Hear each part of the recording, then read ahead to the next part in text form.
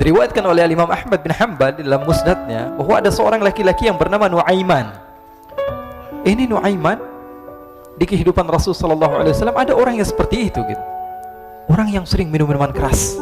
Rasul sallallahu alaihi wasallam marah, murka. Rasulullah kalau yang berhubungan dengan Rasulullah tidak marah.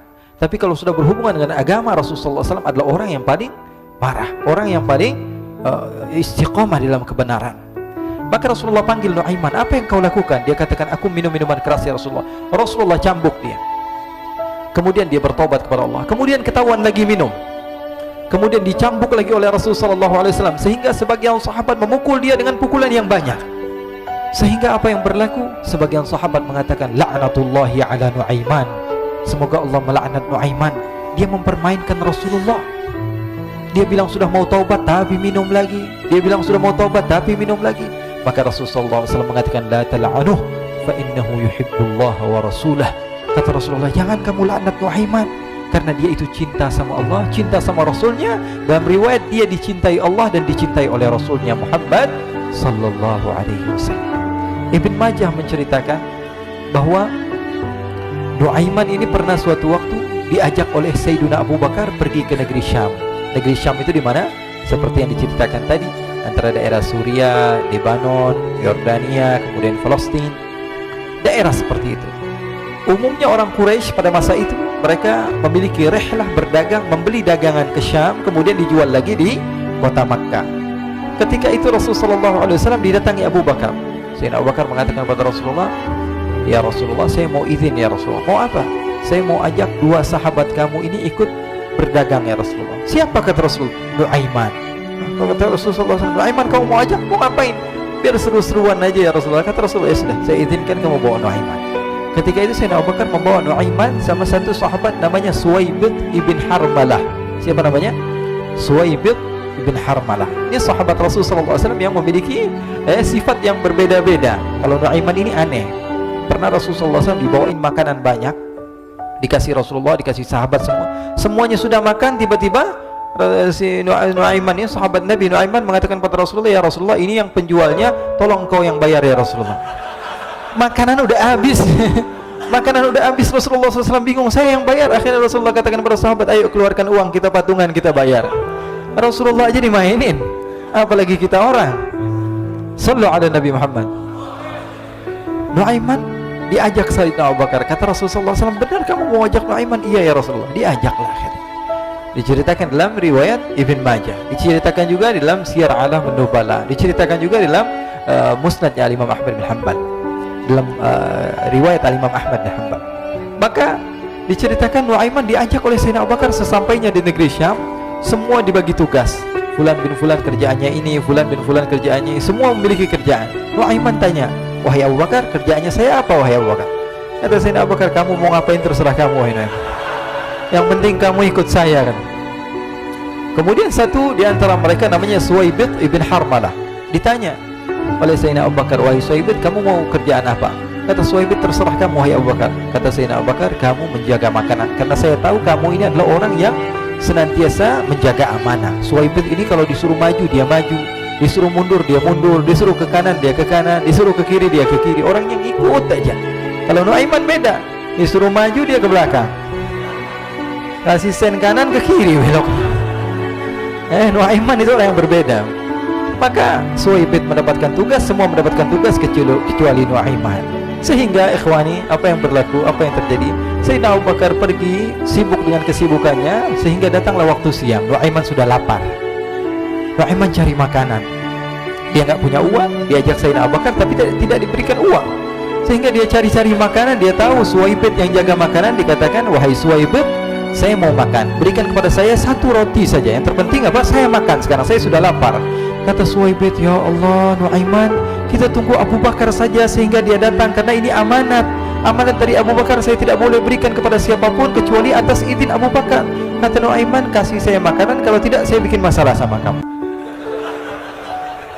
Merah wajahnya Suwaibid, karena dia tahu jangankan saya, Rasulullah aja dimainin. Bingung, apa yang harus saya lakukan? Akhirnya Nuaiman bilang, gampangannya aja, kata Nuaiman, kamu kasih saya makanan, atau kalau tidak saya bikin masalah sama kamu. Bingung Suhaib pikir panjang. Setelah itu dia katakan, ya sudah Nuaiman, saya tetap mau jaga amanah Abu Bakar, karena saya takut ini adalah perintahnya Allah, perintahnya Rasulullah SAW, dan perintah daripada Abu Bakar, sahabatnya Nabi. Kata Nuaiman, kalau memang begitu kamu maunya, ya sudah, berarti kamu ngajakin berantem sama saya. Nuaiman pergi ke pasar, dia cari-cari tempat penjualan hamba sahaya. Dia lihat-lihat beberapa hamba sahaya, ini berapa harganya? Ini katanya 10 qalanis. Ini berapa? Ini harganya, hitungan orang zaman dahulu kita sih hitung seperti dirham, berapa ratus dirham gitu, 200 dirham. Yang ini berapa? 300 dirham. Yang ini berapa harga hamba sahaya? 300 dirham. Harganya antara 300, 200 sampai 100. Kemudian Nuaiman mengatakan kepada penjual hamba sahaya tersebut, saya punya juga hamba sahaya, tapi saya jual cuma 20 dirham saja, murah. Katanya, apa benar ada hamba saya harganya segitu? Iya, karena dia punya aib, ada kekurangan. Apa? Nanti kalau kalian tangkap, dia bakalan teriak, saya ini bukan hamba sahaya tapi orang merdeka. Akhirnya semua orang berkumpul mau beli. Ini Nuaiman sama Nuaiman diajak ke Suhaib bin Harmalah tadi. Kata Nuaiman, itu ada orang yang berdiri sedang menjaga makanan, itu hamba sahaya saya, tangkap saja. Oh baik. Diberikan uang 20 dirham, dimasukkan oleh Nuaiman ke kantongnya, kemudian Suhaib ditangkap. Ketika ditangkap, Suhaib teriak, saya bukan hamba saya orang merdeka. Maka orang-orang tersebut mengatakan, saya sudah tahu kekurangan kamu. Ini memang kekurangan kamu, memang kamu, tapi saya tidak perlu dengan bacot kamu, yang penting kerjanya kamu gitu. Ya kan hamba saya untuk apa? Untuk kerja. Mau dia ngomong apa, mau ngomel terserah, yang penting dia mau kerja. Akhirnya ditangkaplah Suhaib dan dijual di pasar. Nuaiman punya uang banyak ini. Dia beli makanan, dia beli minuman, dia beli hadiah buat Rasulullah. Dia beli macam-macam di negeri Syam ini. Waktu itu adalah superpower, adidaya Romawi. Pada masa itu semua barang mahal, tapi Nuaiman banyak uangnya. Dia belanja ini, belanja itu, sehingga Sayyidina Abu Bakar pun pulang. Ketika Sayyidina Abu Bakar pulang, Sayyidina Abu Bakar cari, mana ini Suhaib? Kita semua sudah lapar. Kata Nuaiman dengan mudahnya dia mengatakan, sudah saya jual wahai Abu Bakar. Maka Sayyidina Abu Bakar bertanya, apa yang kau lakukan wahai Nuaiman? Diceritakan oleh Nuaiman dengan jujur. Nuaiman ini orangnya apa adanya, tapi nyusahin. Saya jual. Akhirnya dibawa oleh Nuaiman, Sayyidina Abu Bakar pergi ke mana? Ke pasar, lalu dibeli lagi oleh Sayyidina Abu Bakar As-Siddiq. Suhaib yang tadinya orang merdeka menjadi hamba sahaya sebentar, kemudian dibeli lagi oleh Sayyidina Abu Bakar. Pulang ke Madinah, kisah ini diceritakan di hadapan Rasulullah SAW. Maka perawi mengatakan, fadhahikan nabiyyu hatta badat nawajiduhu. Ketika diceritakan kisah Nuaiman tersebut dengan Suhaib, Rasulullah tertawa sejadi-jadinya sehingga gigi geraham Rasulullah SAW nampak di wajah mata para sahabat. Sehingga perawi lain mengatakan, 1 tahun berlalu Rasulullah, setiap ada tamu yang datang pada Rasulullah akan ceritakan kisah Nuaiman menjual Suhaib tersebut. Jadi ada ikhwani, jangan kalian kira Rasulullah SAW itu hidup di satu masa sahabat-sahabatnya itu seperti ustadz-ustadz yang khusyuk, yang kayak Habib bin Anis ini banyak. Bahkan ikhwani, mungkin di akhir karena masanya sudah habis, pernah suatu waktu Rasulullah SAW didatangi asyraf, delegasi dari beberapa negara yang ingin mengenal apa itu agama Islam. Sehingga mereka datang ke rumah Rasulullah SAW membawa unta, kendaraan yang ketika itu kendaraan yang paling mahal mereka miliki, itu untanya yang paling mewah. Diikat di depan rumah Rasulullah SAW. Tamunya pun masuk, duduk bersama Rasulullah SAW. Di depan rumah Rasulullah SAW ada beberapa sahabat. Ada Sayyidina Hamzah, kalian tahu Sayyidina Hamzah adalah orang yang pemberani. Ada Sayyidina Umar, kalian tahu Sayyidina Umar adalah orang yang pemberani. Ada Sayyidina Ali bin Abi Thalib, ada Sayyidina Sa'ad bin Abi Waqqas. 4 sahabat ini lagi nongkrong gitu depan rumahnya Rasulullah SAW, berjaga sebelum Allah Subhanahu wa ta'ala turunkan ayat wallahu ya'simuka minan nas. Ketika mereka sedang asyik duduk, tiba-tiba Nuaiman datang. Ini Nuaiman kalau datang pasti bikin sesuatu yang aneh. Bahkan dikatakan tidaklah Rasulullah SAW dalam keadaan bersedih, kecuali Nuaiman datang Rasulullah akan tersenyum. Jadi sebagian sahabat itu senang kalau sudah Nuaiman datang, pasti Rasulullah bahagia. Tapi ketika itu Nuaiman datang, ingin duduk bareng-bareng Sayyidina Hamzah. Sayyidina Hamzah katakan kepada Nuaiman, bercanda begitu, Nuaiman, kamu lihat unta orang datang dari luar Arab ini.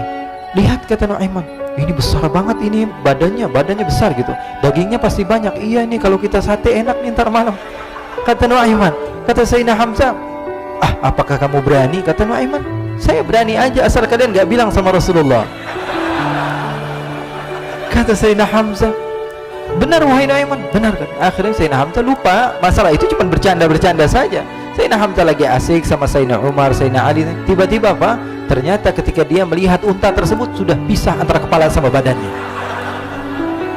Nuaiman mengatakan, wahai Hamzah, ini unta saya sudah potong, saya mau pergi sebentar. Kalau Rasulullah cari saya, tolong jangan beritahu di mana saya.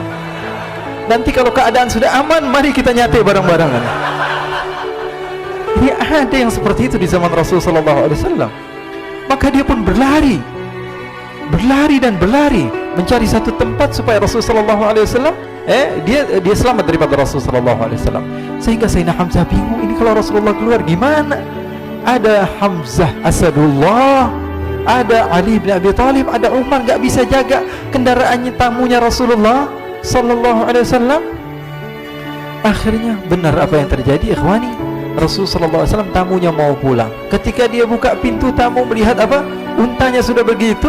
Mereka teriak, wa naqatah, unta kami wahai Muhammad. Baru mau kenal Islam, unta kami, kendaraan kami sudah dulu. Rasulullah SAW lihat Sayyidina Hamzah, lihat Sayyidina Ali. Mereka nggak bisa ngomong, mereka hanya bilang apa? Nuaiman ya Rasulullah. Rasulullah perintahkan Sayyidina Umar, wahai Umar, sekarang kamu ambil uang, kemudian kamu gantikan, kemudian kamu berikan 2 kali lipat daripada harta unta ini, sehingga apa? Agama Islam tidak didengar dengan sesuatu yang tidak baik di luar sana. Akhirnya diberikan harta, diberikan unta yang baru dan diberikan harta yang lebih untuk orang tersebut, sehingga orang tersebut tidak menjelek-jelekan agama Islam. Kata Rasulullah SAW, dan sekarang waktunya kita balas dendam sama Nuaiman. Nuaiman ternyata berlari tempat yang jauh sampai hampir keluar dari kota Madinah. Dia dapatkan seorang sahabat Nabi yang hadir juga dalam peperangan Badar, namanya Al-Miqdad bin Al-Aswad. Siapa namanya? Al-Miqdad bin Al-Aswad ketika itu sedang menggali sumur. Ketika sedang menggali sumur, Nuaiman datang. Nuaiman katakan kepada Miqdad, wahai Miqdad, wahai sahabat Rasul, kamu orang yang hadir dalam peperangan Badar, kamu adalah orang yang hebat. Dipuji-puji sama Nuaiman. Ada maunya ini. Akhirnya dia bilang, wahai Miqdad, tolong saya. Kenapa wahai Nuaiman? Kamu ini kekasihnya Rasulullah, orang yang disayang sama Rasulullah. Kenapa? Saya ini sedang dikejar-kejar orang jahat. Tolong selamatkan saya. Saya pengen masuk ke dalam sumur, boleh atau tidak? Kata Miqdad, siapa yang mengejar kamu? Pokoknya saya dikejar sama orang-orang. Kamu mau atau tidak selamatkan saya? Ya sudah, selagi kamu itu adalah sahabat Nabi, silahkan kamu masuk. Masuk akhirnya Nuaiman ke dalam sumur tersebut. Lalu Nuaiman mengatakan, wahai Miqdad, dia keluar lagi. Nanti kalau ada yang cari saya, tolong jangan beritahu saya di dalam sumur ya. Kata Miqdad, baiklah. Kata Nuaiman, siapapun yang bertanya tentang saya, kamu tidak akan kasih tahu? Iya, kata. Walaupun Rasulullah yang tanya saya? Katanya, nggak mungkin Rasulullah datang ke tempat sejauh ini. Iya, walaupun Rasulullah. Akhirnya masuk Nuaiman. Setelah beberapa menit, Rasulullah dan rombongan benar datang. Miqdad bingung ini kenapa Rasulullah datang ke RW kami ini? Ada apa ini Rasulullah sampai sejauh ini? Ditanya, ya Rasulullah, ada apa ya Rasulullah? Kata Rasulullah, saya cari Nuaiman. Di mana Nuaiman? Innalillah, kata Miqdad. Nggak dijawab ini Rasulullah. Kalau dijawab saya ingkar janji. Akhirnya apa dia katakan? Wahai Rasulullah, mata saya tidak memandang kepada Nuaiman, tapi tangannya nunjuk ke dalam sumur. Sahabat. Apa dia bilang? Mata saya tidak melihat kepada Nuaiman, tapi tangannya nunjuk ke sumur. Akhirnya dibuka sama Rasulullah, Nuaiman muncul. Kata Rasulullah, Nuaiman, kamu bikin malu saya, wahai Nuaiman. Ya Rasulullah, yang bersalah bukan saya, tapi orang yang mencari saya bersama kamu, ya Rasulullah. Akhirnya Rasulullah nengok, siapa? Ternyata Nuaiman sudah lari kabur. Sallu ala Nabi Muhammad. Kisah-kisah seperti ini sebenarnya banyak sekali, ya. Ini menunjukkan kepada kita bahwa kehidupan Rasulullah itu begitu indah. Rasulullah SAW, kalau kamu mau menjadi orang yang baik, contoh Rasulullah. Mau menjadi bapak yang baik, contoh Rasulullah. Mau menjadi pemimpin peperangan yang baik, Rasulullah. Mau menjadi murid yang terbaik, contoh Rasulullah. Bagaimana akhlak Rasulullah. Mau menjadi suami yang baik, contoh Rasulullah. Dalam segala hal, apapun itu, Rasulullah SAW adalah makhluk yang paling terbaik.